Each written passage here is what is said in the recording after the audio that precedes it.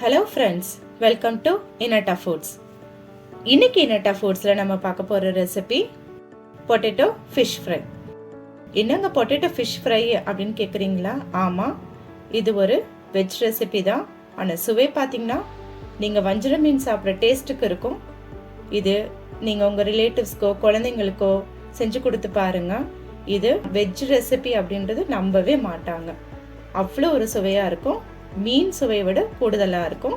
வாங்க ரெசிபிக்குள்ளே போகலாம். இந்த ரெசிபி செய்கிறதுக்கு ஒரு பெரிய சைஸ் உருளைக்கிழங்கு எடுத்து வச்சுருக்கேன். உருளைக்கிழங்கு இந்த மாதிரி ஸ்லைஸாக வெட்டிக்கோங்க.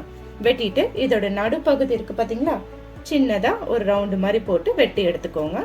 இது பார்க்கறதுக்கு அப்படியே மீன் ஷேப் மாதிரி இருக்கணும். அந்த மாதிரி வெட்டி எடுத்துக்கோங்க. இப்போ இதில் நம்ம மசாலாக்கள் எல்லாம் விட்டுக்கலாம்.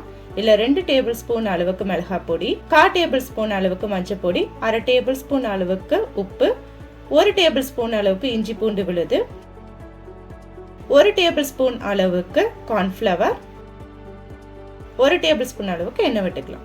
இப்போ இந்த மசாலாக்கள் எல்லாத்தையுமே ஒன்றா கலந்து கொடுத்துக்கலாம். நம்ம விட்டுருக்க மசாலாக்கள் எல்லாமே ஒன்னோட ஒன்று கலக்கிற மாதிரி கொடுத்துக்கலாம். ரொம்ப தண்ணி விட்டுற வேண்டாம். கொஞ்சமாக எண்ணெய் விட்டுக்கலாம்.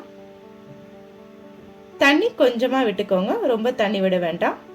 நான் இன்னைக்கு 1 டேபிள் ஸ்பூன் அளவு தான் தண்ணி விட்டுருக்கேன்.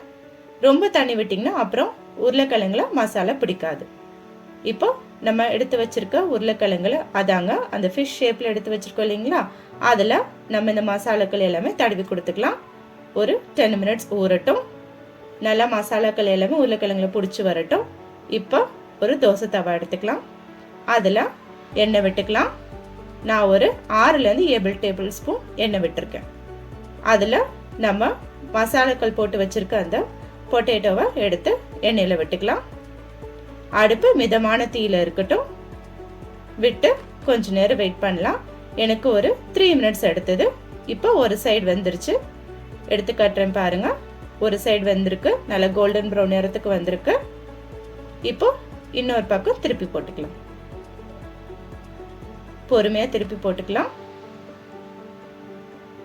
இப்போ மறுபக்கமும் வேகட்டும். பாருங்க, கொஞ்ச நேரம் கழிச்சு வெந்தோடனே நம்ம கிழங்குக்கெல்லாம் பாருங்க நல்லா புஷ்ஷுன்னு வந்திருக்கு பார்த்தீங்களா, நல்லா வெந்துருச்சு. இப்போ இன்னொரு பக்கம் திருப்பி போட்டுக்கலாம். ஒரு சைடு வேகிறதுக்கும் 3 நிமிஷம் எடுக்குது. இதுதான் டைமிங். இப்போ நம்ம பொட்டேட்டோ ஃப்ரை ரெடி ஆயிடுச்சு. ஒரு பிளேட்டுக்கு டிரான்ஸ்ஃபர் பண்ணிக்கலாம்.